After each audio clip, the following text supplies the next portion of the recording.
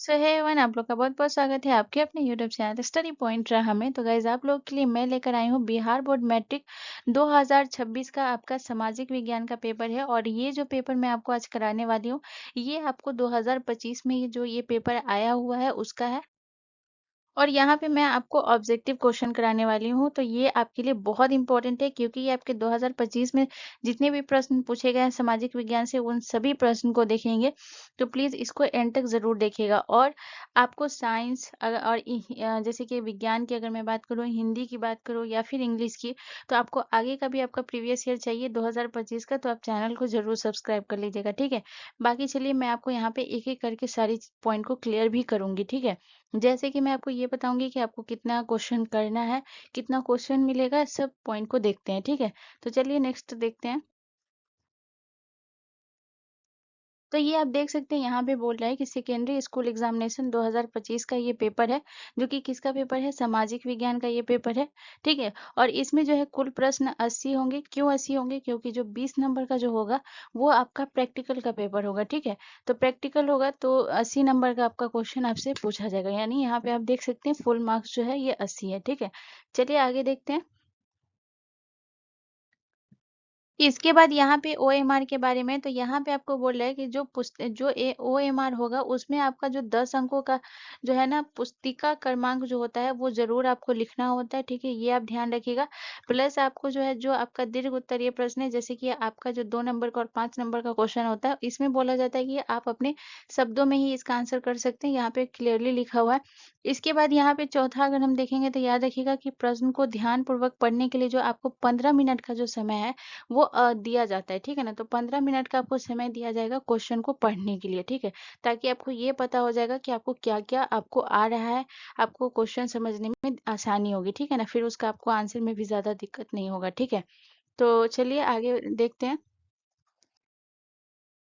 यहाँ पे मैं आपको एक चीज़ बता दूँ कि यहाँ पे आप देखिए, यहाँ पे जो है आपको बोल रहा है कि जो है 80 जो है आपका प्रश्न होगा वस्तुनिष्ठ, जिसमें से जो है 40 प्रश्न जो है वो अनिवार्य है, ठीक है ना? 40 प्रश्नों का आपको उत्तर देना होगा, ठीक है? और एक प्रश्न के लिए जो है आपका 1 अंक दिया जाएगा, ठीक है? तो ये आप ध्यान रखिएगा। और जो पुस्तक में जो ऐसे जो है ओएमआर में ऐसे जो इसको फिल करना होता है, तो या फिर काले या फिर नीले बॉल पेन से भरना होता है, ठीक है? इसमें व्हाइटनर या फिर जो है नाखून, ये सब का आप प्रयोग नहीं कर सकते, वरना आपका रिजल्ट पेंडिंग हो जाएगा। तो ये अभी आप लोग अभी बोर्ड आप पहली बार देंगे, तो उसके लिए ये सब जानना ज़रूरी था, इसलिए मैं आपको समझा दी हूँ। ठीक है? चलिए आगे देखते हैं।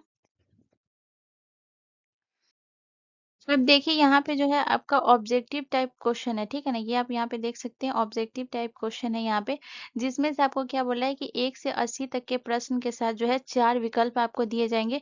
जो सही होगा उसको ओएमआर शीट पर जो है आपको इस तरीके से फिल करना होगा, ठीक है? ए सही है तो ए पे फिल करना होगा, बी सही है। मान के चलते ये 5 का जो है आपका बी सही है, तो बी के पास जो है इसको फिल करना होता है, ठीक है ना? तो इस तरीके से ओएमआर में आपको फिल करते हुए जाना है।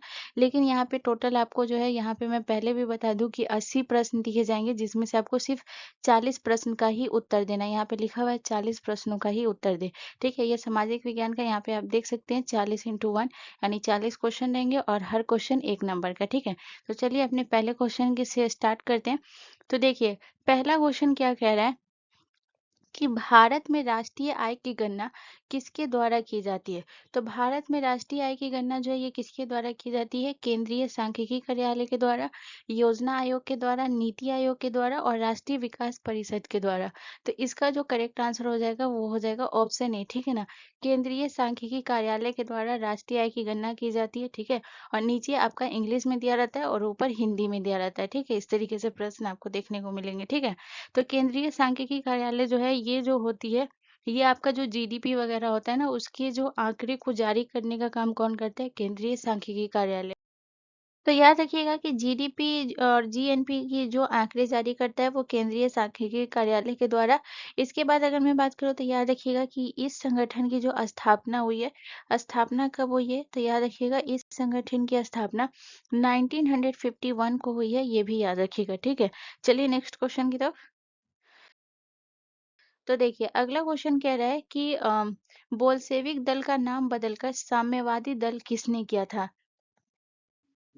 इसका जो करेक्ट आंसर हो जाएगा वो हो जाएगा लेनिन, क्योंकि ये जो है ना, ये आपके 2025 के एक बच्चे से मैंने लिया है, तो वहां पे जो उसने जो टिक लगाया हुआ है उस पे ये लेनिन है, तो ये उसके हिसाब से भी ये आंसर सही है, और यहाँ पे जो है लेनिन इसका आंसर होगा। तो देखिए, जो रूस की क्रांति हुई थी ना 1917 में, रूस की क्रांति हुई थी, ठीक है। रूस की क्रांति हुई थी 1917 में, ठीक है ना। जो कि जो है ना, ये इसका जो नेतृत्व किसने किया था, तो नेतृत्व जो किया था ना इस क्रांति का, वो लेनिन ने किया था, ठीक है। नेतृत्व जो है ये किसने किया था, लेनिन ने। और बाद में जो है याद रखिएगा, इन्होंने जो है इसी का नाम बदल करके क्या रख दिया था, साम्यवादी दल, ठीक है ना, ये याद रखिएगा। इसके बाद अगला क्वेश्चन क्या कह रहा है कि बंगाल विभाजन को कब रद्द किया गया। तो सबसे इम्पोर्टेंट ये सवाल बनता है कि बंगाल विभाजन हुआ कब था। तो यहाँ पे अगर मैं बात करूँ कि यहाँ पे जो है इसके बारे में हम बात करते हैं, ठीक है, बंगाल विभाजन। तो याद रखिएगा, बंगाल विभाजन जो हुआ था वो हुआ था आपका 1905 में, जो है बंगाल विभाजन हुआ था, ठीक है। इसके बाद आपको याद रखना है कि पूछा जाता है कि किसके समय जो है ये बंगाल विभाजन हुआ था। तो याद रखिएगा, लॉर्ड कर्जन के समय जो है, बहुत इंपॉर्टेंट पॉइंट है, याद रखिएगा, लॉर्ड कर्जन के समय ये बंगाल विभाजन हुआ। यहाँ पे आपसे बोल रहा है कि इसे रद्द कब किया गया था, तो 1911 में जो है ना, इसे रद्द किया गया था। जो आपका दिल्ली दरबार हुआ था 1911 में, जो है क्या हुआ था, दिल्ली दरबार हुआ था, और इसी में ये घोषणा किया गया था कि जो बंगाल को है ना वो फिर से एक किया जाएगा, ठीक है ना। और जो है राजधानी को जो है कलकत्ता से दिल्ली स्थानांतरित किया जाएगा, ये भी 1911 के दिल्ली दरबार में घोषणा किया गया, ठीक है। तो इस पॉइंट को भी याद रखिएगा, 1911 बहुत इंपॉर्टेंट है। 1911, ठीक है। इसमें क्या हुआ था, इसमें लगा था, इसमें हुआ था दिल्ली दरबार, दिल्ली दरबार। तो पूछा जाता है कि कलकत्ता पहले जो हमारी राजधानी थी 1911 से पहले, वो कहाँ थी, वो थी कलकत्ता, ठीक है, दिल्ली नहीं थी। तो 1911 में इसी दिल्ली दरबार में क्या हुआ था, घोषणा हुआ था, घोषणा, जो कि कलकत्ता से कहाँ राजधानी होगी, कलकत्ता, कलकत्ता से दिल्ली, दिल्ली राजधानी, राजधानी स्थानांतरित, मतलब कि कलकत्ता से राजधानी जो है वो दिल्ली चली गई, ठीक है ना, स्थानांतरित। एक जगह से दूसरी जगह होने का मतलब होता है स्थानांतरित, ठीक है। तो ये आप समझ पा रहे होंगे, ठीक है। तो ये याद रखिएगा, इसे 1911 में रद्द किया गया। 1911 बहुत इंपॉर्टेंट है, इसे याद रखिएगा। मैं दोबारा बता रही हूँ, 1911 में बंगाल विभाजन को रद्द किया गया। दूसरा पॉइंट ये याद रखना है कि 1911 में दिल्ली दरबार में एक घोषणा हुई थी, इसी घोषणा में जो है बंगाल विभाजन को रद्द किया गया था, ठीक है ना। और इसी घोषणा में एक घोषणा और हुई थी, जिसमें कहा गया था कि कलकत्ता से दिल्ली को दिल्ली राजधानी स्थानांतरित किया जाएगा। ये भी 1911 में ही हुआ था, ठीक है। चलिए नेक्स्ट क्वेश्चन की तरफ। अगला क्वेश्चन हमारा क्वेश्चन नंबर 4 कह रहा है कि लाला हरदयाल ने निम्न में से किसकी स्थापना की है। तो लाला हरदयाल ने होम रूल लीग की स्थापना की है, गदर पार्टी की, भारतीय कम्युनिस्ट पार्टी की, या फिर ब्रह्म समाज की। तो देखिए, इसका जो करेक्ट आंसर हो जाएगा ना, वो हो जाएगा आपका जो ऑप्शन बी है ना, ये करेक्ट आंसर हो जाएगा, ठीक है।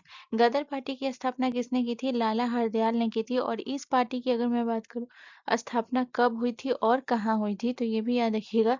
तो लाला हरदयाल ने जो है 1933 में, ठीक है, 1933 में गदर पार्टी की स्थापना की थी।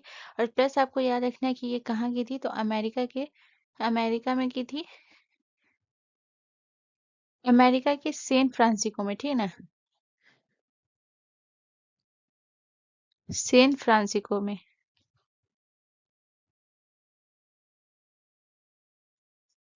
सैन फ्रांसिस्को में, ठीक है। तो ये याद रखिएगा।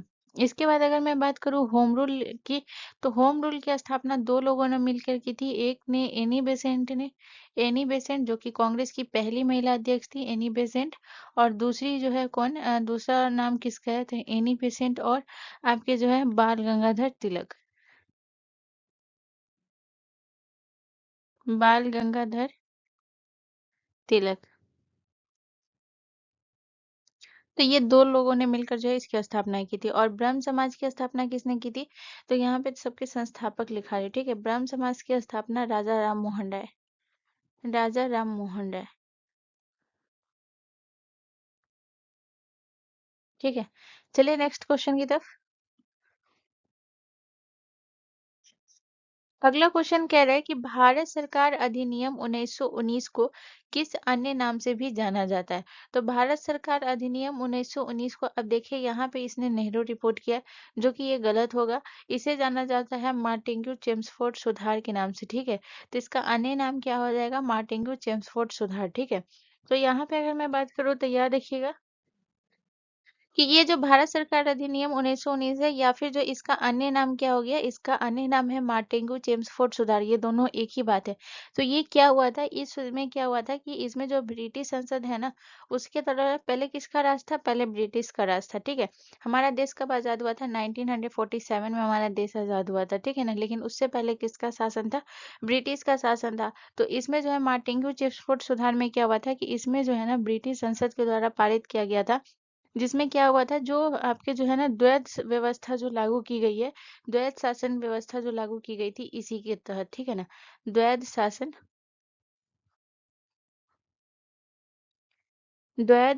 व्यवस्था लागू की गई इसी अधिनियम के तहत लागू की गई, ठीक है, इसी अधिनियम के तहत। चलिए नेक्स्ट क्वेश्चन की तरफ। अगला क्वेश्चन कह रहा है कि अखिल भारतीय मुस्लिम लीग की स्थापना किसने की थी? तो अखिल भारतीय मुस्लिम लीग की स्थापना जो है, याद रखिएगा, नवाब सलीमुल्लाह खान जो थे, ये अखिल भारतीय मुस्लिम लीग की स्थापना की थी, ठीक है। अगर आपसे प्रश्न ये पूछा जाए कि अखिल भारतीय मुस्लिम लीग के प्रमुख नेता कौन थे, अगर आपसे यहाँ पे प्रश्न ये पूछा जाए प्रमुख नेता कौन थे, तो याद रखिएगा प्रमुख नेता कौन थे? प्रमुख नेता थे मोहम्मद अली जिन्ना।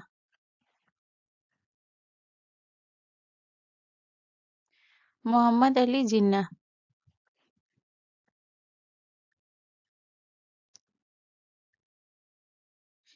इसके बाद अगर मैं बात करूँ तो यहाँ पे आपको याद रखना है कि जो अखिल भारतीय मुस्लिम लीग की स्थापना जो है, नवाब सलीमुल्लाह खान ने जो है कब की थी? तो याद रखिएगा 1906 में इसकी स्थापना हुई है मुस्लिम लीग की।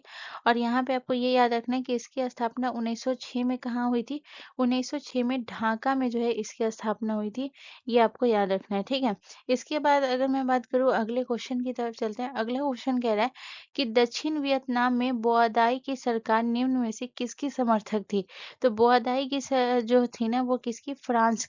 तो ऑप्शन हमारा सी करेक्ट आंसर हो जाएगा। तो यहाँ पे आपको याद रखना है जो बाओदाई वियतनाम जो थे, ये वियतनाम के जो याद रखिएगा अंतिम सम्राट थे, ठीक है ना। ये जो है ना याद रखिएगा वियतनाम के अंतिम सम्राट,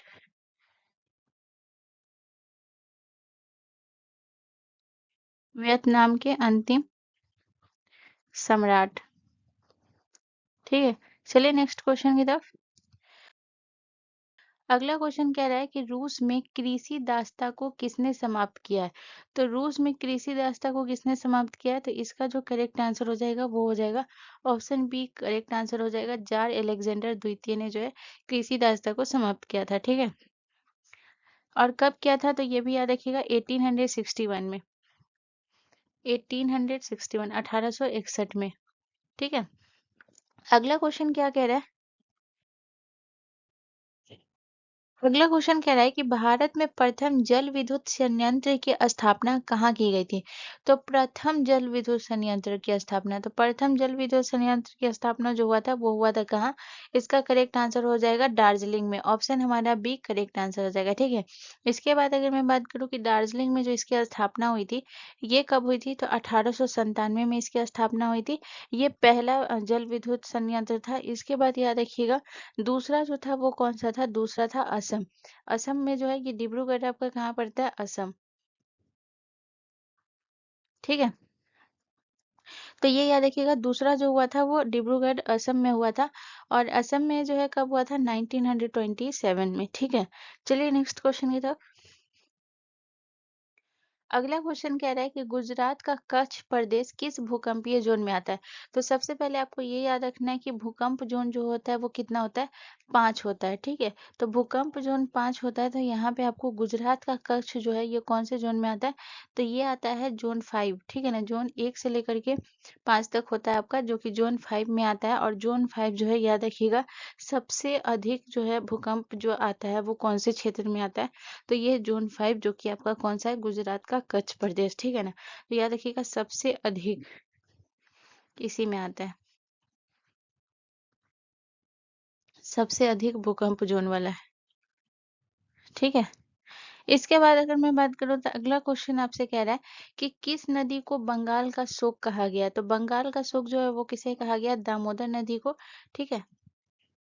तो देखिए अगर आपको कहा जाए बंगाल का शोक किसे कहा गया तो दामोदर नदी को, और अगर यही जगह प्रश्न रहता कि बिहार का शोक नदी किसे कहा गया तो वो कोसी नदी को। क्यों ये क्योंकि ये बहुत ज्यादा बाढ़ लाती है, इसका कोई एक मार्ग नहीं होता है, ये हर बार अपना मार्ग बदलती रहती है जिसकी वजह से पानी बहुत ज्यादा आता है और बाढ़ बढ़ता है, ठीक है। अब आ जाते हैं दामोदर नदी के बारे में। दामोदर नदी का याद रखिएगा कि ये जो है आपके दो राज्यों में बहती है, एक झारखंड और दूसरा पश्चिम बंगाल में बहती है। तो इसकी प्रवाह की अगर मैं बात करूँ कि ये कौन-कौन से राज्य में बहती है, झारखंड और पश्चिम बंगाल। झारखंड और पश्चिम बंगाल,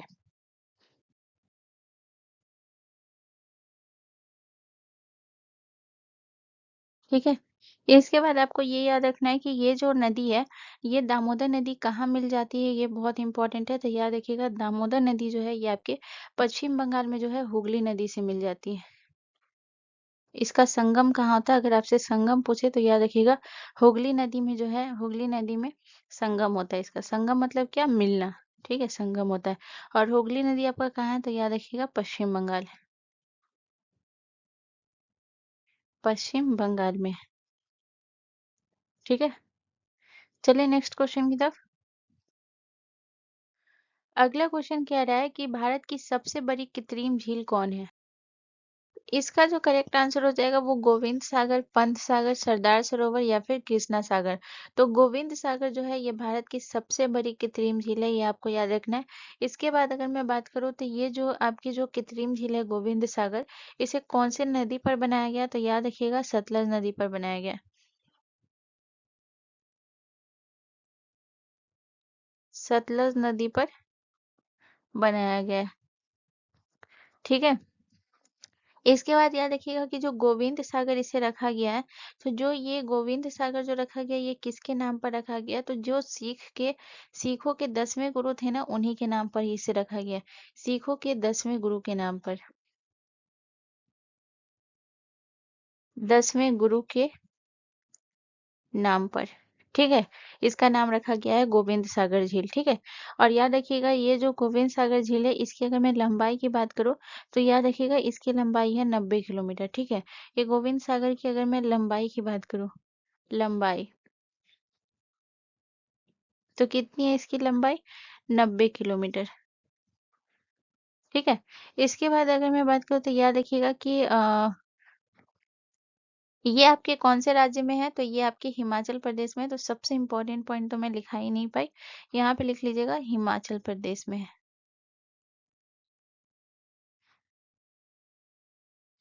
हिमाचल प्रदेश में, ठीक है। अगला क्वेश्चन क्या कह रहा है, अगला क्वेश्चन कह रहा है कि आसवान बांध किस नदी पर बना है। तो आसवान बांध जो है ये आपकी नील नदी पर बना हुआ है, ठीक है, जो कि दुनिया की सबसे लंबी नदी आपकी कौन सी है, नील नदी है, ठीक है। चलिए नेक्स्ट क्वेश्चन की तरफ। अगला क्वेश्चन कह रहा है कि 2011 की जनसंख्या की दृष्टि से भारत का विश्व में कौन सा स्थान था। तो जब 2011 की जनगणना हुई थी तब जनसंख्या की दृष्टि से जो है भारत जो है ये आपके दूसरे स्थान पे था। प्रथम स्थान की अगर मैं बात करूँ तो प्रथम स्थान पे चीन था और दूसरे स्थान पे आपका भारत था और तीसरे स्थान पे जनसंख्या की दृष्टि से अमेरिका था, ठीक है। तो ये याद रखिएगा। इसके बाद अगर मैं बात करूँ तो यहाँ पे आपको याद रखना है, अगला क्वेश्चन कह रहा है कि भारत किस डमरू मध्य द्वारा श्रीलंका से पृथक होता है। तो भारत और श्रीलंका को कौन सा जल मध्य जो है अलग करता है। तो अलग जो करता है वो है आपका पाक जल मध्य, ठीक है ना। तो पाक जल मध्य जो है ना ये भारत और श्रीलंका को अलग करता है। और यहीं पर जो है आपको याद रखना है कि यहाँ पे है आपका आदम पुल, जहाँ पे है ये याद रखिएगा राम सेतु है, ठीक है ना, इसी जगह राम सेतु, ठीक है, इसी जगह आपका है राम सेतु। तो ये पूछा जाता है, याद रखिएगा। इसके बाद अगर मैं बात करूँ तो यहाँ पे याद रखिएगा जो मलक्का जलमंडल है ना, ये किसको, ये मलेशिया और इंडोनेशिया के बीच है, ठीक है। मलेशिया और इंडोनेशिया के बीच, मलेशिया और इंडोनेशिया के बीच।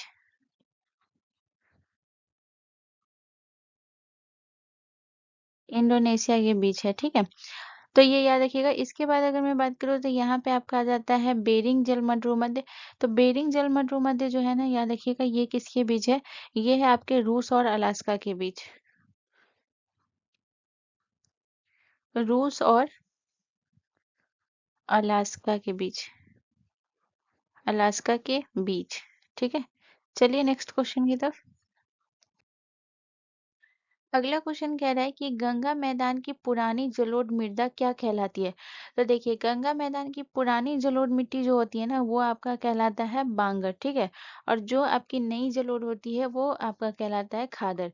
तो यहाँ पे आपसे क्या पूछ रहा है? पुरानी जलोढ़ पूछ रहा है। तो पुरानी जलोढ़ ऑप्शन हमारा बी करेक्ट आंसर हो जाएगा। और यहीं पर अगर प्रश्न आपसे पूछता है कि गंगा की नई जलोढ़ क्या कहलाती है, तो नई जलोढ़ कहलाती है खादर, ठीक है? ये याद रखिएगा। इसके बाद यहाँ पे अगर मैं बात करूँ तो रेगुर जो है, ये रेगुर किसे कहते हैं? तो जो आपकी काली मिट्टी है ना, काली मिट्टी का अन्य नाम क्या है? काली मिट्टी का अन्य नाम होता है रेगुर मृदा, ठीक है? तो ये याद रखिएगा। अगला क्वेश्चन क्या कह रहा है कि निम्नलिखित में से कौन जर्मन चांसलर था? तो जर्मन चांसलर जो था ना, वो बिस्मार्क था। तो ऑप्शन सी करेक्ट आंसर हो जाएगा, ठीक है? चलिए नेक्स्ट क्वेश्चन की तरफ। अगला क्वेश्चन कह रहा है कि नेपल्स की क्रांति कब हुई थी? तो याद रखिएगा, इसका करेक्ट आंसर हो जाएगा ऑप्शन बी 1821 में हुआ था, ठीक है ना? और इसमें जो है याद रखिएगा, यूरोप में हुई थी ये क्रांति, ठीक है ना? ये जो क्रांति हुई थी ये कहाँ हुई थी? ये यूरोप में हुई थी ये क्रांति, ठीक है? अगला क्वेश्चन क्या कह रहा है कि वैज्ञानिक समाजवाद का जनक किसे माना जाता है? तो वैज्ञानिक समाजवाद का जनक माना जाता है, ये आपका जो है कार्ल मार्क्स जो हो गया ना, ऑप्शन हमारा बी जो है ये करेक्ट आंसर हो जाएगा, ठीक है? चलिए नेक्स्ट क्वेश्चन की तरफ। अगला क्वेश्चन कह रहा है कि निम्न में से किन्हें कैसरे हिंद की उपाधि दी गई थी? तो यहाँ पे बहुत इंपॉर्टेंट क्वेश्चन है, बोल रहा है कि कैसरे हिंद की उपाधि दी गई थी। तो ये जो है किसे दिया गया था? महात्मा गांधी को दिया गया था, ठीक है? लेकिन महात्मा गांधी ने इस उपाधि को लौटा भी दी थी। ये उपाधि जो है पूछा, कभी कभी प्रश्न ये भी रहता है कि महात्मा गांधी ने इस उपाधि को लौटाई कब थी? तो जो जालियांवाला बाग हत्याकांड हुआ था आपका 13 अप्रैल को, तो जालियांवाला बाग कांड के बाद जो है इसे लौटा भी दिया था। जालियांवाला बाग हत्याकांड के बाद इस उपाधि को महात्मा गांधी ने लौटा दी थी। और ये जालियांवाला बाग हत्याकांड कब हुआ था? 13 अप्रैल को हुआ था। 13 अप्रैल 1919 को आपका हुआ था जालियांवाला बाग हत्याकांड। जो आपका रॉलेक्ट एक्ट आया था, जो बिना किसी आधार पर, बिना कानून और बिना जो इसका था, उसमें किसी भी व्यक्ति को सिर्फ शक के आधार पर उसे गिरफ्तार कर लिया जाता था। तो इसी वजह से इसका विरोध करने के लिए बहुत सारे लोग जो है जालियांवाला बाग में बैठे हुए थे और उसी में इसका विरोध कर रहे थे। और जो ब्रिटिश की तरफ से जो जनरल ओ डायर था, उसने बहुत सारे लोगों पे गोलियां चला दी थी, जिसकी वजह से बहुत सारे लोग इसमें मारे गए थे, ठीक है? तो इसी का जो है महात्मा गांधी को बहुत ज्यादा दुख हुआ और महात्मा गांधी ने जो ब्रिटिश के द्वारा ये कैसरे हिंद की उपाधि दी गई थी उन्हें, उन्होंने इस हत्याकांड के बाद इस उपाधि को लौटा भी दी थी, ठीक है ना? और रविंद्रनाथ ने भी इस हत्या के बाद इस एक उपाधि लौटाई थी, जो कि कौन सी उपाधि थी? नाइटहुड की उपाधि इन्होंने लौटा दी थी। नाइटहुड की उपाधि लौटा दी थी, याद रखिएगा, जालियांवाला बाग हत्याकांड के बाद लौटा दी थी, ठीक है? चलिए अगले क्वेश्चन की तरफ क्या चलते हैं।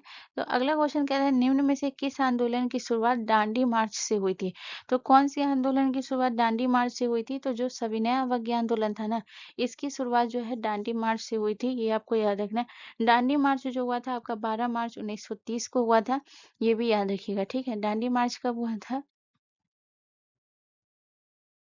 12 मार्च 1930 को।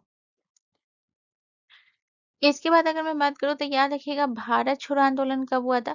तो 1942 में हुआ था भारत छोड़ो आंदोलन, ठीक है?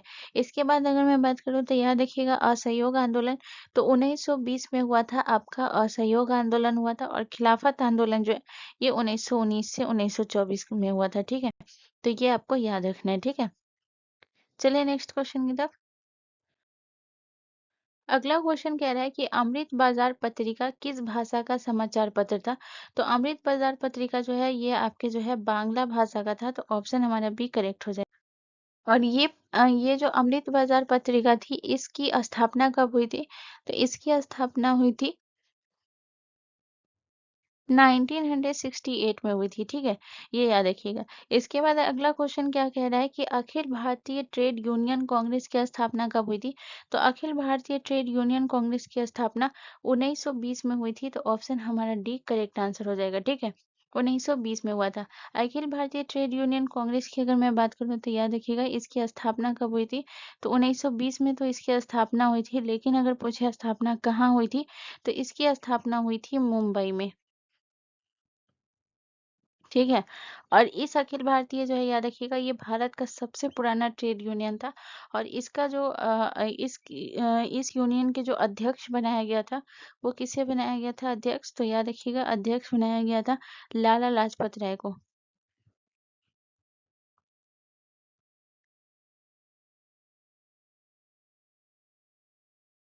लाला लाजपत राय को, ठीक है। चलिए नेक्स्ट क्वेश्चन की तरफ। अगला क्वेश्चन कह रहा है कि सोवियत संघ का विघटन कब हुआ? तो सोवियत संघ का जो विघटन हुआ था वो हुआ था 1991 में हुआ था, तो ऑप्शन हमारा बी करेक्ट हो जाएगा। इसके बाद अगर मैं बात करूँ अगला क्वेश्चन कह रहा है कि सबसे लंबा राष्ट्रीय जलमार्ग कौन सा है?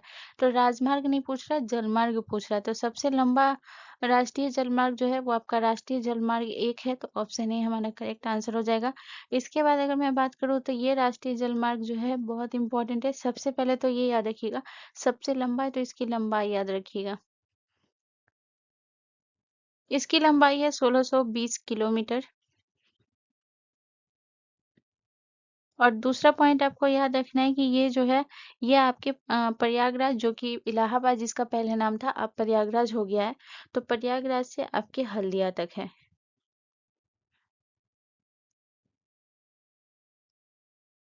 प्रयागराज से हल्दिया,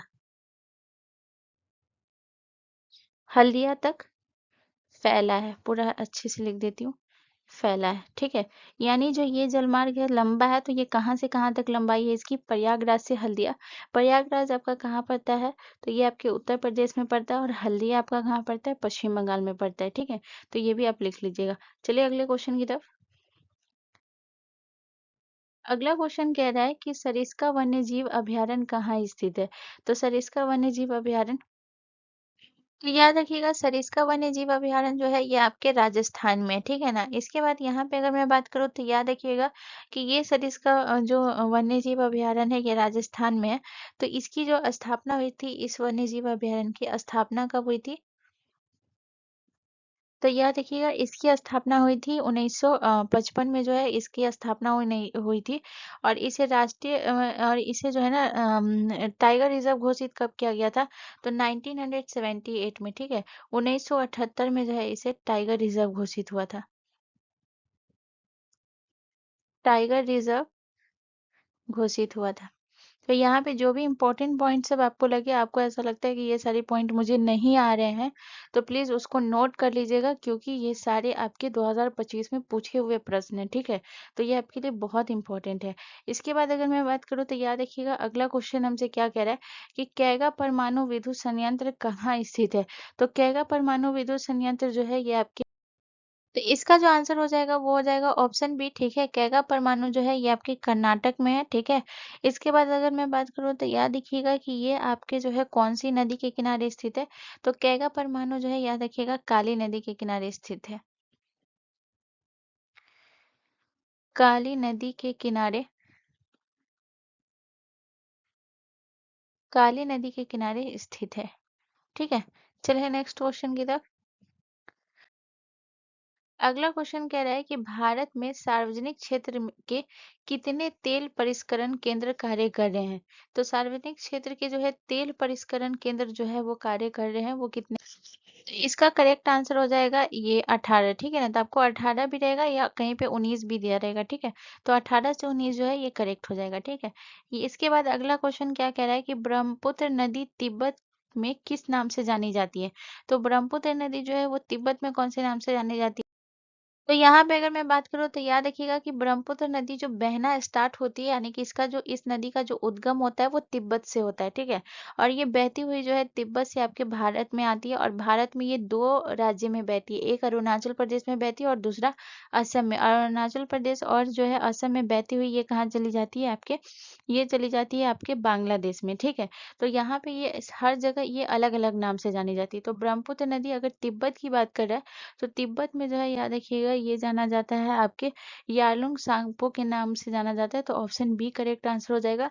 इसके बाद अगर मैं भारत की बात करूँ तो ये भारत में 2 राज्य में बहती है। एक बहता है आपके अरुणाचल में, अरुणाचल प्रदेश, और दूसरी बहती हुई अरुणाचल से बहती हुई असम, और असम से बहती हुई ये बांग्लादेश में जाती है। लेकिन भारत में 2 ही जगह बहती है। तो अरुणाचल प्रदेश में इसे कौन-सी नाम से जाना जाता है, और असम में, तो असम में इसे जो है ब्रह्मपुत्र नदी के नाम से जानते हैं, ठीक है? ये बहुत इंपॉर्टेंट है, पूछा जाता है। कभी तिब्बत के बारे में पूछ देगा, कभी असम, कभी अरुणाचल प्रदेश, ठीक है? इसके बाद याद रखिएगा इसे जो है अरुणाचल प्रदेश में कौन से नाम से जाना जाता है?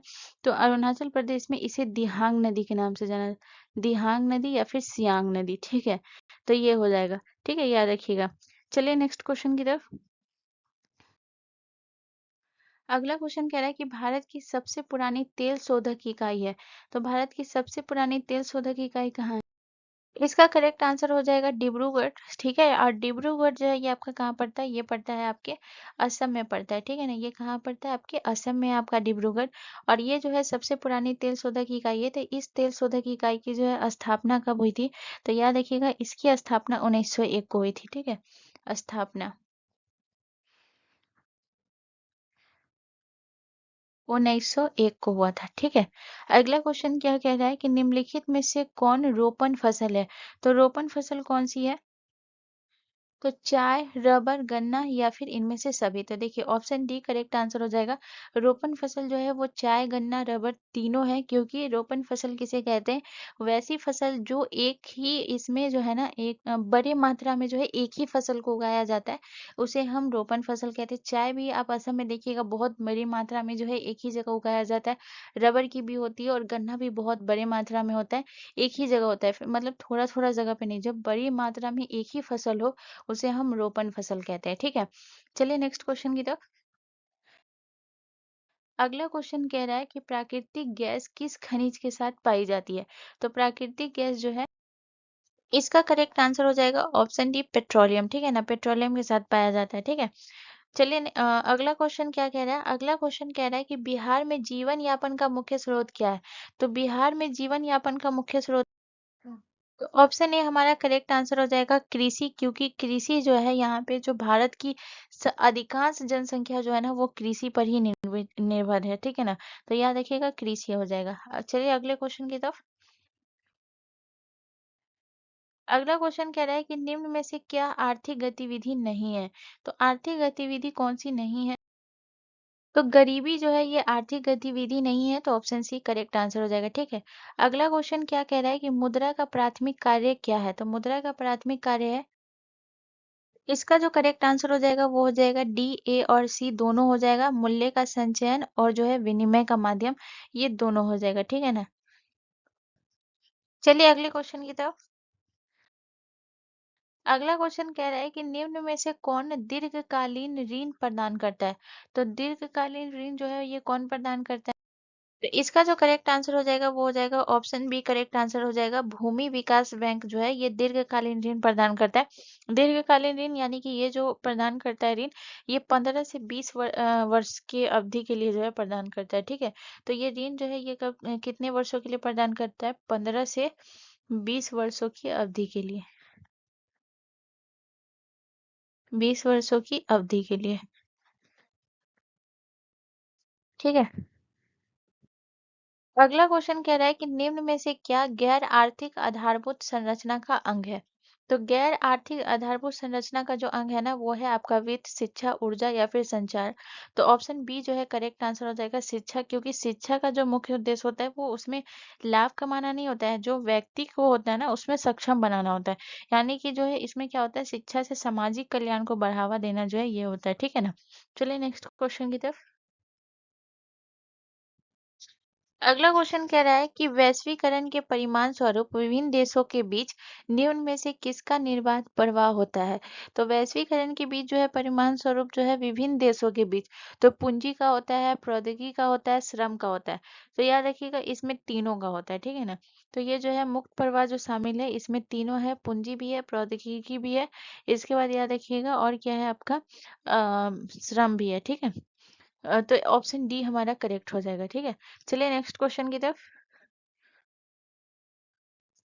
अगला क्वेश्चन कह रहा है कि सरकार द्वारा आर्थिक क्रियाओं पर अनावश्यक नियंत्रण एवं प्रतिबंधों को हटाना क्या कहलाता है? तो ये कहलाता है आपका उदारीकरण, ठीक है।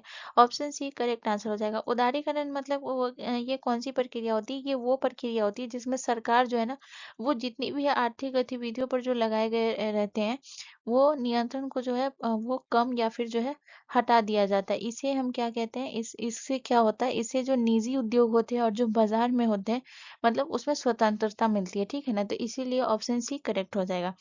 अगर मैं बात करूं अगला क्वेश्चन तो अगला क्वेश्चन कह रहा है कि वस्तु या सेवा का मूल्य या फिर क्षतिपूर्ति राशि 1 करोड़ से अधिक होने पर उपभोक्ता कहाँ शिकायत कर सकता है?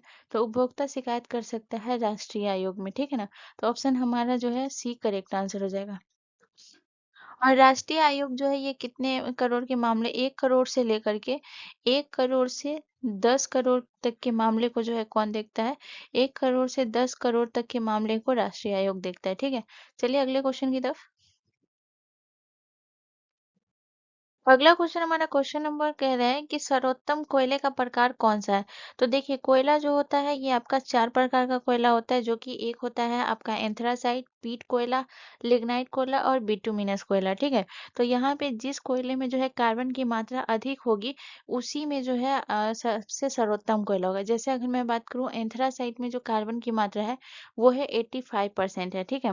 बिटुमिनस की अगर मैं बात करूँ तो इसमें जो है आपका 65 से 70% के बीच में जो है ये आपका सॉरी बिटुमिनस 65 से 70% के बीच में है आपका कितना है कार्बन इसमें पाया जाता है। तो ये आपका दूसरे नंबर पे सर्वोत्तम कोयला आता है, ठीक है। इसके बाद लिग्नाइट की अगर मैं बात करूँ तो लिग्नाइट जो आता है वो आपका आता है ये आपका आता है कितना 40 40 से 50% के बीच आता है और ये आपका आता है 20 से 30% के बीच आपका पीट कोयला आता है, ठीक है। तो सबसे जो कार्बन में जो कार्बन की मात्रा जो होती है 85% वो एंथ्रासाइट में होती है। तो ऑप्शन सी हमारा करेक्ट आंसर हो जाएगा एंथ्रासाइट। एंथ्रासाइट कोयला इसमें कार्बन की मात्रा अधिक होती है यानी ये जलने पर जो है धुआं बहुत कम देता है एंथ्रासाइट में, ठीक है। इसके बाद अगला क्वेश्चन क्या कह रहा है कि कुशेश्वर स्थान अभ्यारण्य कहाँ स्थित है? तो ये जो है आपके कहाँ स्थित है? दरभंगा में स्थित है। तो ऑप्शन हमारा बी करेक्ट आंसर हो जाएगा, ठीक है। चलिए अगले क्वेश्चन की तरफ। अगला क्वेश्चन हमारा कह रहा है कि समोच्च जुताई कहाँ की जाती है? तो समोच्च जुताई जो है ये पहाड़ी क्षेत्र में की जाती है। तो ऑप्शन हमारा जो है सी करेक्ट आंसर हो जाएगा। अगला क्वेश्चन कह रहा है कि जोहान्सबर्ग में कौन सा पृथ्वी सम्मेलन आयोजित हुआ था? तो जोहान्सबर्ग में जो है ये तृतीय पृथ्वी सम्मेलन आयोजित हुआ था, ठीक है। चलिए अगले क्वेश्चन की तरफ। अगला क्वेश्चन कह रहा है कि मूंगफली किस प्रकार की फसल है? ऑप्शन हमारा बी करेक्ट आंसर हो जाएगा। मूंगफली जो है ये एक खरीफ फसल है, ठीक है। तो यहाँ पे आपको याद रखना है कि खरीफ फसल जो होती है ना इसे जून जुलाई में बोया जाता है और सितंबर अक्टूबर में काटा जाता है। वैसे फसल को हम क्या कहते हैं? खरीफ फसल कहते हैं। यानी कि इसे बोया कब जाता है याद रखिएगा और इसे इस ऐसी फसल को काटा कब जाता है। तो जो फसल जो है याद रखिएगा जिसे बोया जाता है वो बोया जाता है जून जुलाई में। जून जुलाई में इसे बोया जाता है और याद रखिएगा सितंबर अक्टूबर में इसे जो है काटा जाता है। सितंबर अक्टूबर में काटा जाता है। तो ऐसी फसल को हम क्या कहते हैं? खरीफ फसल। फॉर एग्जाम्पल अगर हम यहाँ पे बात करें कि खरीफ फसल हमारा कौन कौन सा है तो याद रखिएगा जैसे मूंगफली हमारा खरीफ फसल हो गया। इसके बाद याद रखिएगा धान हमारा खरीफ फसल हो गया। मक्का हमारा जो है खरीफ फसल हो गया, ठीक है। इसके बाद याद रखिएगा कपास हमारा खरीफ फसल हो गया। इसके बाद याद रखिएगा बाजरा हमारा जो है खरीफ फसल हो गया, ठीक है। तो ये सब आपको याद रखना है। इसके बाद आ जाते हैं रबी फसल के बारे में। तो रबी फसल को काटा कब जाता है और बोया कब जाता है? इसे काटा कब जाता है और बोया कब जाता है ये भी याद रखिएगा, ठीक है। तो जो रबी फसल होती है ना, उसकी बुआई का जो समय होता है वो होता है अक्टूबर दिसंबर में जो है इसे बोया जाता है, ठीक है ना। अक्टूबर से दिसंबर के बीच जो है, अक्टूबर दिसंबर के बीच इसे बोया जाता है और काटा जाता है। इसे कब है? मार्च और अप्रैल के बीच इसे काटा जाता है, ठीक है। मार्च मार्च और अप्रैल के बीच इसे काटा जाता है, रबी फसल। अब यहाँ पे अगर हम बात करें तो आपकी कौन-कौन सी फसल हो जाएगी जो आपकी रबी फसल है। तो रबी फसल में आपका जो है सबसे इम्पोर्टेंट आ जाता है गेहूँ, आपका रबी फसल है। चना हो गया आपका रबी फसल है, ठीक है। इसके बाद याद रखिएगा सरसों हो गया आपका रबी फसल है। इसके बाद मटर हो गया, ठीक है। मटर हो गया, आलू हो गया, ये सारी आपकी कौन सी फसल हो गई? रबी फसल हो गई, ठीक है। तो ये मूंगफली और जो भी अगर इस तरीके से पूछा जाए, कभी आपसे धान पूछ सकता है, मक्का पूछ सकता है, कुछ भी पूछ सकता है, तो ये जो पॉइंट मैं लिखाई हूँ इसे आपको याद रखना है, ठीक है। अगला क्वेश्चन क्या कह रहा है कि सब्जी उत्पादन में बिहार का कौन सा स्थान है? तो इसका करेक्ट आंसर हो जाएगा तृतीय स्थान पर है, ठीक है। इसके बाद आपको याद रखना है कि बिहार लीची उत्पादन में और मखाना उत्पादन में सबसे आगे है। अगर सब्जी उत्पादन की बात करें तो सब्जी उत्पादन में ये तृतीय स्थान पर है। चलिए अगले क्वेश्चन की तरफ।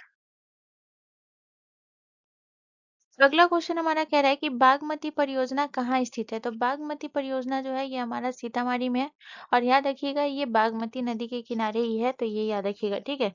अगला क्वेश्चन क्या कह रहा है कि 2011 की जनगणना के अनुसार बिहार के किस जिले का जनसंख्या घनत्व सबसे अधिक है? तो बिहार के कौन से जिले का जनसंख्या घनत्व सबसे अधिक? तो याद रखिएगा कौन से जिले का जनसंख्या घनत्व जो है सबसे अधिक है, तो वो हो जाएगा शिवहर, ठीक है। और वहीं पर अगर मैं बात करूँ कि सबसे कम जनसंख्या घनत्व किसका है, तो कम जनसंख्या घनत्व कैमूर का है। कम जनसंख्या कम जनसंख्या घनत्व जो है ये कैमूर का है, ठीक है। चलिए नेक्स्ट क्वेश्चन की तरफ। अगला क्वेश्चन कह रहा है कि राज्यपाल की नियुक्ति कौन करता है? तो राज्यपाल की नियुक्ति जो है ये राष्ट्रपति करता है, ठीक है। तो ऑप्शन ए हमारा करेक्ट आंसर हो जाएगा और ये जो करता है ना ये अनुच्छेद 155 के तहत करता है, ये भी याद रखिएगा, ठीक है। और याद रखिएगा कि राज्यपाल जो है ये किसकी नियुक्ति करता है? तो इसकी नियुक्ति कौन करता है? राज्यपाल जो है ये किसकी नियुक्ति करता है? तो राज्यपाल जो नियुक्ति करता है याद रखिएगा वो करता है किसकी? राज्यपाल जो नियुक्ति करता है वो मुख्यमंत्री की नियुक्ति करता है, ठीक है। तो मुख्यमंत्री की नियुक्ति कौन करता है? राज्यपाल। और जो है राज्यपाल की नियुक्ति कौन करता है? राष्ट्रपति, ठीक है। इसके बाद अगला क्वेश्चन क्या कह रहा है कि लोक जनशक्ति पार्टी का गठन किसने किया था? तो लोक जनशक्ति पार्टी का गठन किया, तो इसका करेक्ट आंसर हो जाएगा ऑप्शन जो हमारा ए है, करेक्ट आंसर हो जाएगा। रामविलास पासवान ने जो है जनशक्ति पार्टी का गठन किया था। और इसका जो है अगर मैं बात करूं कि इस पार्टी का जो गठन हुआ था वो कब हुआ था, तो इस पार्टी का गठन हुआ था 5 अक्टूबर 2021 को इस पार्टी का गठन हुआ था, ठीक है। 5 अक्टूबर 2021 को हुआ था, ठीक है। चलिए अगले क्वेश्चन की तरफ। अगला क्वेश्चन कह रहा है कि पंचायती राज संस्थाओं के विघटन की स्थिति कितने समय अंतराल में चुनाव कराना अनिवार्य है? तो विघटन की स्थिति में जो है कितने समय में चुनाव कराना अनिवार्य है? ऑप्शन हमारा बी जो है करेक्ट आंसर हो जाएगा। 6 माह के अंदर जो है ये चुनाव कराना जो है अनिवार्य है, ठीक है। इसके बाद अगर मैं बात करूं अगला क्वेश्चन, किस राज्य को काटकर मेघालय राज्य का गठन किया गया? इसका जो करेक्ट आंसर हो जाएगा वो हो जाएगा असम। तो असम को काट करके जो है याद रखिएगा मेघालय राज्य का गठन हुआ था। और इस मेघालय राज्य का जो गठन हुआ था, मेघालय का अगर मैं बात करूँ गठन कब हुआ था, तो याद रखिएगा 21 जनवरी 1972 को, ठीक है। गठन, तो यहाँ पे सिर्फ उतना डेट याद नहीं रखना है, 1972 जो है ये आपको याद रखना है, ठीक है ना, ये आपको याद रखना है। इसके बाद याद रखिएगा, इसके बाद अगर मैं बात करूँ तो याद रखिएगा कि जो मेघालय का राजधानी है वो कहाँ है? तो मेघालय की राजधानी शिलांग है, ठीक है? ये भी याद रखिएगा, ठीक है? मेघालय की राजधानी कहाँ है? तो मेघालय की राजधानी है शिलांग। शिलांग मेघालय की राजधानी है। और दूसरा इंपॉर्टेंट पॉइंट आपको ये याद रखना है कि इसका गठन 1972 में हुआ था, तब ये भारत का कैमा राज्य बना था। भारत का 21वां राज्य बना था, ठीक है? भारत का कैमा राज्य, भारत का 21वां राज्य बना, 21वां राज्य बना था, ठीक है। चलिए अगले क्वेश्चन की तरफ। अगला क्वेश्चन कह रहा है कि ग्राम कचहरी का प्रधान कौन होता है? तो ग्राम कचहरी का प्रधान होता तो इसका करेक्ट आंसर हो जाएगा ऑप्शन ए, सरपंच होता है। और सरपंच जो चुना जाता है ये ग्राम सभा के सदस्यों के द्वारा जो है सरपंच का चयन होता है, ठीक है। अगला क्वेश्चन क्या कह रहा है कि निम्न में से किस देश में एकात्मक शासन व्यवस्था है? तो एकात्मक शासन व्यवस्था कहाँ? ऑप्शन हमारा डी करेक्ट आंसर हो जाएगा। एकात्मक शासन व्यवस्था जो है ये ग्रेट ब्रिटेन, फ्रांस और चीन, ये तीनों में है, ठीक है। चलिए अगले क्वेश्चन की तरफ। अगला क्वेश्चन कह रहा है कि निम्न में से कौन सा दबाव समूह नहीं है? तो अखिल भारतीय विद्यार्थी परिषद, all India trade union Congress, भारतीय राष्ट्रीय कांग्रेस या फिर राष्ट्रीय स्वयंसेवक संघ। तो इसका जो करेक्ट आंसर हो जाएगा वो कौन सा हो जाएगा? भारतीय राष्ट्रीय कांग्रेस जो है ये इसका करेक्ट आंसर हो जाएगा, ठीक है। तो देखिए यहाँ पे अगर हम बात करें तो यह देखिएगा जो आपका all India trade union congress है, all India trade congress union जो है ना ये आपका एक श्रमिक संगठन है, यानी श्रमिक संघ है। श्रमिक श्रमिक संघ है, ठीक है। इसके बाद अगर मैं बात करूँ तो याद रखिएगा अखिल भारतीय विद्यार्थी परिषद जो है याद रखिएगा ये आपका छात्र संगठन है, छात्र संगठन। और जो आपका राष्ट्रीय स्वयंसेवक संघ है ना ये आपका सामाजिक और सांस्कृतिक संगठन है, जिसे हम आरएसएस के नाम से जानते हैं। सामाजिक सामाजिक एवं सांस्कृतिक सांस्कृतिक संगठन है, ठीक है। तो ये आपको याद रखना है। चलिए अगले क्वेश्चन की तरफ। अगला क्वेश्चन कह रहा है कि बीजू जनता दल किस राज्य से संबंधित है? तो याद रखिएगा बीजू जनता दल जो है ना ये जो है आपके ओडिशा से संबंधित है, बीजू जनता दल, ठीक है। और इसकी स्थापना जो है ये किसने की थी? तो इसकी स्थापना कब और किसने की थी? तो याद रखिएगा 1977 में इसकी स्थापना हुई थी। 1997 में स्थापना हुई थी, ठीक है। और अगला पॉइंट क्या याद रखिएगा कि इसकी स्थापना जो है ये किसने की थी? नवीन पटनायक द्वारा, ठीक है। नवीन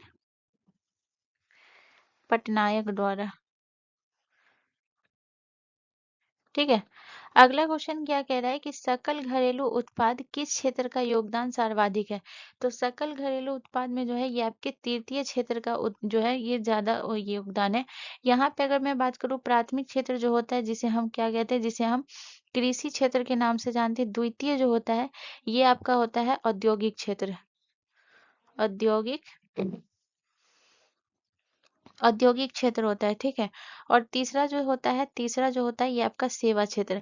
और सेवा में क्या किया जाता है? जैसे कि आपका जो है परिवहन वगैरह जो हो गया ये सब आपका सेवा में आ गया, ठीक है ना। शिक्षा वगैरह जो हो गया ये सेवा क्षेत्र में। तो सबसे बड़ा जो सकल घरेलू उत्पाद में जो योगदान है वो तृतीय क्षेत्र का है, ठीक है। चलिए अगले क्वेश्चन की तरफ। अगला क्वेश्चन हमारा कि निम्न में से किसका त्रिस्तरीय ढांचा है? तो त्रिस्तरीय ढांचा जो है ये सहकारी साख समिति, उपभोक्ता संरक्षण अधिनियम और पंचायती राज, ये तीनों का त्रिस्तरीय ढांचा है। तो ऑप्शन हमारा डी करेक्ट हो जाएगा, ठीक है। चलिए अगले क्वेश्चन की तरफ। अगला क्वेश्चन कह रहा है कि निम्नलिखित में से किस में मूल्यह्रास का मान शामिल नहीं है? तो मूल्यह्रास का मान जो है ये किस में शामिल नहीं है? इसका करेक्ट आंसर हो जाएगा ऑप्शन सी, हमारा करेक्ट आंसर हो जाएगा। एनएनपी में जो होता है इसमें मूल्य का ह्रास शामिल नहीं होता है, ठीक है। देखिए जीडीपी जो होता है ये आपका होता है सकल घरेलू उत्पाद। जीएनपी जो होता है ये होता है आपका सकल राष्ट्रीय उत्पाद। और एनएनपी होता है आपका शुद्ध राष्ट्रीय उत्पाद, ठीक है ना। तो ये याद रखिएगा जीएनपी क्या होता है? जीएनपी होता है जिसे हम ग्रॉस नेशनल प्रोडक्ट कहते हैं, सकल सकल राष्ट्रीय सकल राष्ट्रीय आय होता है, ठीक है। जीडीपी आपका क्या होता है? सकल घरेलू उत्पाद, सकल घरेलू उत्पाद। और एनएनपी का क्या होता है? एनएनपी का होता है शुद्ध राष्ट्रीय उत्पाद, शुद्ध राष्ट्रीय उत्पाद। अगला क्वेश्चन कह रहा है कि भारतीय आर्थिक सुधारों में किसे शामिल किया गया है? तो भारतीय आर्थिक सुधारों में जो है इनमें से उदारीकरण, वैश्वीकरण और निजीकरण तीनों को शामिल किया गया, ठीक है ना। तो जब जीडीपी बहुत ज्यादा गिर गया था तब इसमें एक नीति आई थी आपका 1991 में एक आर्थिक नीति अपनाई गई थी जिसमें जो है इसमें उदारीकरण, निजीकरण और वैश्वीकरण तीनों को शामिल किया गया था। तो ये आर्थिक नीति कब आई थी? तो याद रखिएगा 1991 में ये आर्थिक नीति आई थी, ठीक है। जिसे हम एलपीजी के नाम से भी जानते हैं, ठीक है ना? जिसे हम लिबरलाइजेशन, प्राइवेटाइजेशन एंड ग्लोबलाइजेशन जिसे हम कहते हैं, ठीक है? चलिए अगले क्वेश्चन की तरफ। अगला क्वेश्चन कह रहा है कि पूंजी का पारिश्रमिक क्या है? तो पूंजी का पारिश्रमिक क्या है? तो इसका जो करेक्ट आंसर हो जाएगा वो क्या हो जाएगा? तो याद रखिएगा, लगान, ब्याज, मजदूरी या फिर मिश्रित। इसका जो करेक्ट आंसर हो जाएगा वो हो जाएगा ब्याज, ठीक है ना? तो देखिए, जब कोई व्यक्ति जो है, जो उत्पादन की जो उसमें प्रक्रिया होती है, तो उसमें जो पूंजी यानी कि अपनी जो धन या फिर कोई भी मशीन का जो है इसमें निवेश करता है, तो उसमें जो पूंजी के जो उपयोग होते हैं उसके बदले हमें क्या प्राप्त होता है? आय प्राप्त होता है। और जो आय प्राप्त होता है ना, उसे ब्याज कहा जाता है, ठीक है ना? अगला क्वेश्चन क्या कह रहा है कि निम्नलिखित में से किस संपत्ति की तरलता सबसे कम है? तो कौन सी संपत्ति की तरलता सबसे कम है? तो अचल संपत्ति की तरलता सबसे कम है, ठीक है? तो याद रखिएगा। चलिए अगले क्वेश्चन की तरफ। अगला क्वेश्चन कह रहा है कि जवाहर रोजगार योजना कब शुरू की गई थी? तो जवाहर रोजगार योजना जो है 1989 में इसे शुरू किया गया था, और इसे शुरू जो है ये किसके द्वारा किया गया था? तो उस समय जो प्रधानमंत्री थे वो राजीव गांधी के द्वारा इसे 1989 में शुरू किया गया, ठीक है? अगला क्वेश्चन क्या है, कह रहा है कि निम्न में से किस गठन आर्थिक नियोजन में राज्यों की भागीदारी सुनिश्चित करने के लक्ष्य से हुआ है? तो किसका गठन हुआ है ये आपको बताना है, जो कि आर्थिक नियोजन में राज्यों की भागीदारी सुनिश्चित करने के लक्ष्य से हुआ। तो याद रखिएगा, आर्थिक नियोजन में जो है इसका करेक्ट आंसर राष्ट्रीय विकास परिषद हो जाएगा, और राष्ट्रीय विकास परिषद की स्थापना जो हुई थी वो 1952 में हुई थी। इसकी स्थापना ये आपको याद रखना है, ठीक है? चलिए अगला क्वेश्चन की तरफ। अगला क्वेश्चन कह रहा है कि पेरिस की प्रधान सड़कों की योजना किसने बनाई थी? तो पेरिस के प्रधान सड़कों की योजना जो, तो इसका करेक्ट आंसर हो जाएगा बेरॉन हॉसमन। तो ऑप्शन ए हमारा करेक्ट आंसर हो जाएगा। अगला क्वेश्चन कह रहा है कि गांधी जी ने साबरमती आश्रम की स्थापना कहाँ की थी? तो गांधी जी ने साबरमती आश्रम की स्थापना की थी, जो इसका करेक्ट आंसर हो जाएगा अहमदाबाद में, ठीक है? और याद रखिएगा, साबरमती आश्रम की स्थापना जो हुआ था ये कब हुआ था? 1915 में जो है इसकी स्थापना हुई थी, ठीक है? तो याद रखिएगा। और कौन सी नदी के किनारे? तो तो देखिए, जब इसकी स्थापना हुई थी ना, तो ये हुआ था आपके सत्याग्रह आश्रम की स्थापना की गई थी, जब इसका बाद में जो है ये साबरमती नदी के किनारे इसकी स्थापना हुई थी, ठीक है ना? तो याद रखिएगा 1915 में, लेकिन जो साबरमती आश्रम की स्थापना हुई थी वो 1915 में ही हो गई थी, लेकिन उस समय उसका नाम सत्याग्रह आश्रम था। 1917 में जो है वो साबरमती आश्रम हुआ था, ठीक है? चलिए अगले क्वेश्चन की तरफ। अगला क्वेश्चन कह रहा है कि सेडोन के युद्ध में किसकी पराजय हुई थी? तो सेडोन के युद्ध में तो फ्रांस की पराजय हुई थी, तो ऑप्शन ए करेक्ट आंसर हो जाएगा। अगला क्वेश्चन कह रहा है निम्न में से किसने अपने देश में अनिवार्य सैन्य सेवा लागू की थी? तो अनिवार्य सैन्य सेवा जो लागू की थी वो लेनिन ने की थी, तो ऑप्शन हमारा डी करेक्ट हो जाएगा, ठीक है? चलिए अगले क्वेश्चन की तरफ। अगला क्वेश्चन कह रहा है कि फ्रांस में किस शासक वंश की पुनर्स्थापना वियना कांग्रेस द्वारा की गई? तो इसका करेक्ट आंसर हो जाएगा ऑप्शन डी, हमारा करेक्ट आंसर हो जाएगा बोर्बो के द्वारा, ठीक है? इसके बाद अगले क्वेश्चन की तरफ चलते हैं। तो अगला क्वेश्चन कह रहा है कि आर्थिक नियोजन किसकी देन है? तो आर्थिक नियोजन जो है ना ये आपके रूसी क्रांति की देन है, तो ऑप्शन हमारा बी करेक्ट आंसर हो जाएगा, ठीक है? आर्थिक नियोजन जो है ये क्या है? यानी कि जो है ये सोवियत संघ में जो है ये विकसित हुआ था, ठीक है ना? तो याद रखिएगा, ये जो आपका सोवियत संघ जो पहला देश था जिसने जो है पंचवर्षीय योजना के माध्यम से क्या किया था, जो केंद्रीकृत आर्थिक नियोजन को जो है अपनाया था, ये आपको याद रखना है, ठीक है? चलिए अगला क्वेश्चन। अगला क्वेश्चन हमारा कह रहा है कि भारत में सर्वप्रथम आधुनिक सूती कपड़े की मिल कहाँ स्थापित की गई थी? तो आधुनिक सूती कपड़े की मिल कहाँ स्थापित की गई थी? तो यहाँ पे आधुनिक बोला है, तो इसका करेक्ट आंसर मुंबई हो जाएगा, ठीक है? लेकिन सबसे पहले जो सूती कपड़े की मिल स्थापित हुई थी वो 1818 में कलकत्ता में जो है ये स्थापित हुई थी, ठीक है? कलकत्ता में जो है ये स्थापित हुई थी, पर ये जो है ना ये असफल थी। ये जो है असफल थी, सफल नहीं हो पाई थी। तो पहली सफल यानी कि पहली जो मुंबई में जो ये हुआ था ना ये सफल हो गया था, ठीक है? तो पहली सफल मिल जो है मुंबई में स्थापित हुई थी, और मुंबई में कब स्थापित हुई थी? तो 1854, ठीक है? 1854। 1854 में स्थापित हुआ था, ठीक है। चलिए अगला क्वेश्चन क्या कह रहा है, अगला क्वेश्चन कह रहा है कि ओ ची मिन कहाँ का शासक था। तो ओ ची मिन जो है याद रखिएगा ये वियतनाम का शासक था। तो ये जो है ऑप्शन आपका जो है एक उत्तरी वियतनाम का था, तो ऑप्शन ही हमारा करेक्ट आंसर हो जाएगा, ठीक है। चलिए नेक्स्ट क्वेश्चन की तरफ।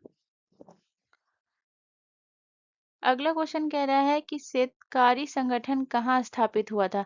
तो शेतकारी संगठन जो महाराष्ट्र में स्थापित हुआ था, तो ऑप्शन हमारा डी करेक्ट आंसर हो जाएगा, ठीक है। अगला क्वेश्चन कह रहा है कि 73वां संविधान संशोधन निम्न में से किससे संबंधित है। तो 73वां संविधान संशोधन जो है ये आपके पंचायती राज से संबंधित है, तो ऑप्शन ए हमारा करेक्ट आंसर हो जाएगा। ये जो 73वां संविधान संशोधन हमारा 1992 में हुआ था, जिसके तहत पंचायती राज को संवैधानिक दर्जा मिला था। और 74वां संविधान संशोधन जो है ये आपके नगर पालिका से संबंधित है, ठीक है। 74वां संविधान संशोधन, संविधान संशोधन, ये आपके जो है नगर पालिका से संबंधित है, ठीक है। चलिए अगले क्वेश्चन की तरफ। अगला क्वेश्चन हमारा क्वेश्चन नंबर 75 कह रहा है कि राज्य पुनर्गठन आयोग 1953 का गठन किसकी अध्यक्षता में हुआ था। तो राज्य पुनर्गठन आयोग 1953 का गठन जो हुआ था ये फजल अली आयोग की अध्यक्षता में हुआ था, और फजल अली जो है एक न्यायमूर्ति थे, ठीक है। तो ये जो गठन हुआ था ना 1953 में, तो इसके 2 वर्ष के बाद 1955 1955 में जो है इन्होंने रिपोर्ट प्रस्तुत की थी। तो इन्होंने अपनी रिपोर्ट प्रस्तुत कब की थी, तो रिपोर्ट प्रस्तुत की थी 1955 में, ठीक है। ये याद रखना है। चलिए अगला क्वेश्चन कह रहा है कि निम्न में से किस शहर में नगर निगम की स्थापना हो चुकी है। भागलपुर, सीतामढ़ी, गोपालगंज या फिर रोहतास।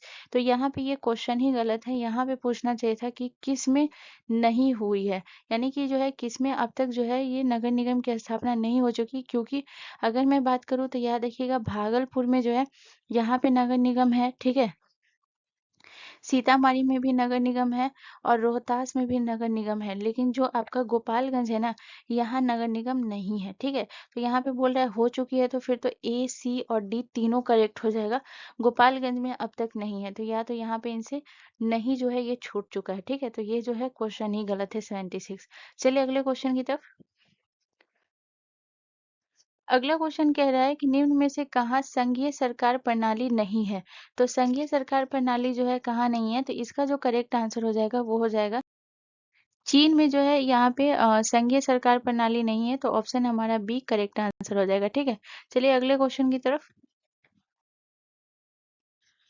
अगला क्वेश्चन हमारा कह रहा है 78 कह रहा है कि निम्न में से किस विषय को राज्य सूची में रखा गया है। तो सबसे पहले मैं आपको ये बता दूं कि यहाँ पे जो 3 विषय दिया गया है इसमें से बताना है कि राज्य सूची में कौन सा विषय रखा गया है। तो कृषि, सिंचाई, पुलिस ये सभी है, तो ऑप्शन डी हमारा करेक्ट आंसर हो जाएगा। तो देखिए सबसे पहले मैं आपको सूची समझा देती हूँ। तो जो आपका जो सूची है ना वो 3 सूची है। एक आता है आपका संघ सूची, ठीक है। एक आपका आता है संघ सूची, दूसरा आपका आता है राज्य सूची, और तीसरा आपका आता है समवर्ती सूची, ठीक है। अब ये जो है ये 3 सूची है क्या, ये मैं आपको समझा रही हूँ। तो देखिए संघ सूची वो होता है जिसमें ऐसे विषय रखे जाते हैं जैसे बैंकिंग हो गया, जो आपका ये सब है ना ये आपके संघ सूची का विषय हो गया। तो जिसपे सिर्फ केंद्र कानून बना सकता है, तो केंद्र जो कानून बना सकता है उसे हम क्या कहते हैं, संघ सूची। जिसपे राज्य कानून बना सकता है उसे हम कहते हैं राज्य सूची। और जिसपे केंद्र और राज्य दोनों कानून बना सकता है, केंद्र और राज्य दोनों कानून बना सकता है, उसे हम कहते हैं समवर्ती सूची, ठीक है। तो जैसे शिक्षा एक ऐसा विषय है जिसमें केंद्र सरकार भी कानून बना सकता है और जो है आपका राज्य सरकार भी कानून बना सकता है। लेकिन पुलिस हो गया, सिंचाई हो गया, कृषि हो गया, इस पे राज्य सरकार ही कानून बना सकता है। केंद्र सरकार जो है ये आपके जो है आपके तो ये आपके जो है बैंकिंग, रक्षा, ये सब जो हो गया, जो भी आपके जो है ये सारे मामले हो गए, ये केंद्र सरकार इस पे कानून बनाता है, ठीक है ना। मुद्रा, संचार, ठीक है। यहाँ पे अगला क्वेश्चन क्या कह रहा है कि भारतीय संविधान की 8वीं अनुसूची में कितनी भाषाएं शामिल है। तो 8वीं अनुसूची में 22 भाषाएं शामिल है, ये आपको याद रखना है। लेकिन जब संविधान लागू हुआ था तब सिर्फ 14 भाषा थी, बाद में जितनी भी भाषा को जोड़ा गया वो संविधान संशोधन करके जोड़ा गया था, ठीक है। तो ये भी आपको याद रखना है, जब संविधान लागू हुआ था तो सिर्फ 14 भाषा थी, बाद में जो है बाकी भाषा को जोड़ा गया था। जैसे अगर मैं बात करूँ तो जो आपका जो है सिंधी, मैथिली, डोगरी, बोडो ये सब भाषा को जो है ना वो बाद में जोड़ा गया था। तो बाद में कितनी भाषा जुड़ी थी? तो 14 और 6 20 है 2 22 6 7 8 भाषा को जोड़ा गया था बाद में, ठीक है। तो अभी वर्तमान में कितनी भाषाएं 8वीं अनुसूची में? 22 भाषाएं जो है वो 8वीं अनुसूची में शामिल है, ठीक है। चलिए अगले क्वेश्चन की तरफ। अगला क्वेश्चन कह रहा है कि राजनीतिक दलों को चुनाव चिन्ह कौन आवंटित कराता है? तो चुनाव चिन्ह जो आवंटित कराता है वो चुनाव आयोग कराता है। इसके बाद अगर मैं बात करूँ तो यहाँ पे आपको याद रखना है कि चुनाव आयोग की स्थापना कब हुई थी? तो याद रखिएगा चुनाव आयोग की स्थापना हुआ था 25 जनवरी 1950 को, ये आपको याद रखना है, ठीक है। 25 जनवरी 1950 को चुनाव आयोग की स्थापना हुई थी। तो आपका सेशन जो है यहीं कंप्लीट होता है। मैंने टोटल 80 क्वेश्चन कराया, लेकिन आपको इस टोटल 80 क्वेश्चन नहीं करना है। आपको सिर्फ 40 क्वेश्चन का जो है ये जवाब देना है, ठीक है। आप मुझे कमेंट करके ज़रूर बताइएगा कि आपको इस 80 क्वेश्चन से आपको कितने क्वेश्चन जो है वो आपको आ रहे थे। तो ये सारा क्वेश्चन आपके 2025 का पूछा गया हुआ है। अगर आपको और भी जैसे 2024 का चाहिए या 2023 का, तो आप मुझे कमेंट कर सकते हैं। एंड आगे भी मैं 2025 का भी मैं साइंस का लेकर आऊँगी। उसके बाद सोशल साइंस का तो आ चुका है, विज्ञान का। इसके बाद इंग्लिश हो गया आपका, हिंदी हो गया। तो ये सभी मैं कराने वाली हूँ। तो अगर आपको पसंद आया है तो प्लीज़ चैनल को ज़रूर सब्सक्राइब कर लीजिएगा, क्योंकि ये आपका प्रीवियस ईयर है तो यहाँ से आपको प्रश्न देखने को मिलेंगे ही मिलेंगे, ठीक है। तो प्लीज़ इसे सब्सक्राइब चैनल को ज़रूर कर लीजिएगा, ताकि मैं जो बनाऊँगी आपका जो मैं सेशन लेकर आऊँगी वो आप तक पहुँच जाए, आपको मैसेज आ जाए, ठीक है। तो सब्सक्राइब करना है और बेल आइकन पे आपको क्लिक करना है, ठीक है। तो चलिए मिलते हैं अगले सेशन में, तब तक के लिए धन्यवाद।